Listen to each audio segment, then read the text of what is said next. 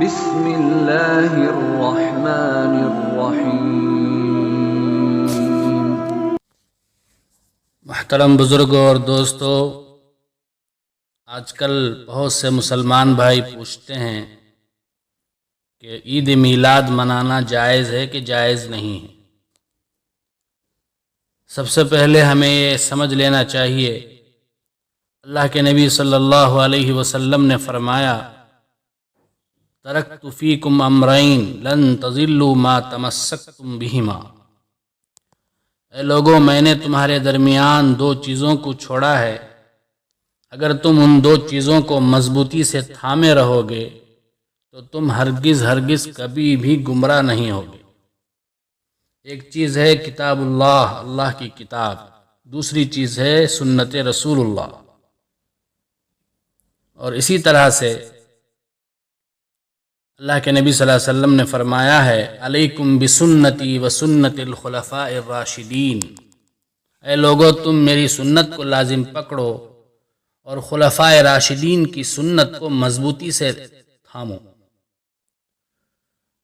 اس طرح کی دیگر روایتوں سے ہمیں پتہ چلتا ہے، کوئی بھی چیز ہمارے سامنے آئے تو ہمیں سب سے پہلے دیکھنا چاہیے کہ قرآن میں اس کا ثبوت ملتا ہے کہ نہیں، حدیث میں ثبوت ملتا ہے کہ نہیں، رسول اللہ صلی اللہ علیہ وسلم کے اقوال میں ثبوت ملتا ہے کہ نہیں، رسول اللہ صلی اللہ علیہ وسلم کے احوال میں ثبوت ملتا ہے کہ نہیں، اور صحابہ کرام کے احوال میں ہمیں ثبوت ملتا ہے کہ نہیں۔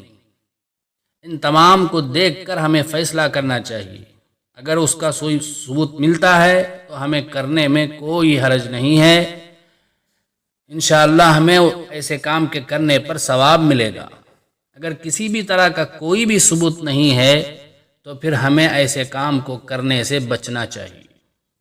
تو بزرگوں اور دوستو، میلاد منانے کے بارے میں بھی بات یہی ہے کہ فی نفسی رسول اللہ صلی اللہ علیہ وسلم کی پیدائش کا ذکر کرنا، آپ کے بچپنے کا ذکر کرنا، آپ کی جوانی کا ذکر کرنا، اور آپ کی زندگی کی ایک ایک گوشے کا ذکر کرنا، یہ بہت ہی بڑا برکت والا کام ہے اور بہت ہی ثواب والا کام ہے۔ حتیٰ کہ بزرگان دین کہتے ہیں کہ آپ صلی اللہ علیہ وسلم کے پیر مبارک کی مٹی کا ذکر کرنا، آپ کی سواری کا ذکر کرنا بھی بہت ہی مبارک اور ثواب کا کام ہے۔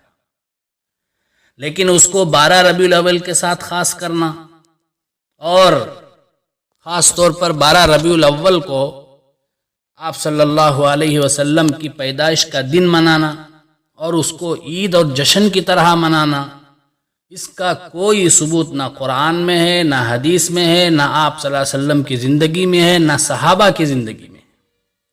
اگر قرآن میں کہیں ثبوت ہوتا تو کیا آپ صلی اللہ علیہ وسلم ہمیں نہیں بتاتے؟ اگر حدیث میں ہوتا تو کیا محدثین ہمیں اس کا ذکر نہیں کرتے؟ ہمارے ائمہ کرام اس کو ذکر نہیں کرتے؟ آپ صلی اللہ علیہ وسلم کی زندگی میں آپ صلی اللہ علیہ وسلم کی پیدائش کا دن 60 پر 3 مرتبہ آیا، کیونکہ آپ صلی اللہ علیہ وسلم کی عمر مبارک 60 پر 3 سال ہے، لیکن کہیں بھی کسی بھی حدیث میں ثابت نہیں ہے کہ آپ صلی اللہ علیہ وسلم نے اپنی پیدائش کی دن کو جشن کا دن مانا ہو، عید کا دن مانا ہو۔ آپ صلی اللہ علیہ وسلم نے تو ہمیں تعلیم دی ہے کہ اسلام میں تو بس صرف 2 عید ہیں، ایک ہے عید الاضحیٰ اور ایک ہے عید الفطر۔ اسی طرح صحابہ کرام جو آپ صلی اللہ علیہ وسلم پر اپنی جان قربان کرنے والے تھے، اپنے آپ کو فدا کرنے والے تھے، آپ صلی اللہ علیہ وسلم کے ایک اشارے پر اپنا تن من دھن سب کچھ قربان کر دینے والے تھے۔ ان سے بھی کہیں بھی ثابت نہیں ہے کہ انہوں نے کبھی بھی آپ صلی اللہ علیہ وسلم کی پیدائش کے دن کو عید مانا۔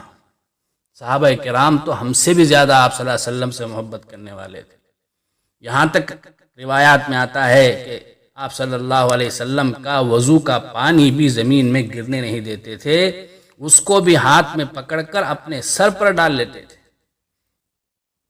اتنی محبت کرنے والے صحابہ کرام نے جب آپ صلی اللہ علیہ وسلم کی پیدائش کے دن کو عید کا دن نہیں مانا اور عید کا دن نہیں منایا، جشن کا دن نہیں منایا، تو ہم کو کیسے حق پہنچتا ہے کہ ہم یہ کام کریں؟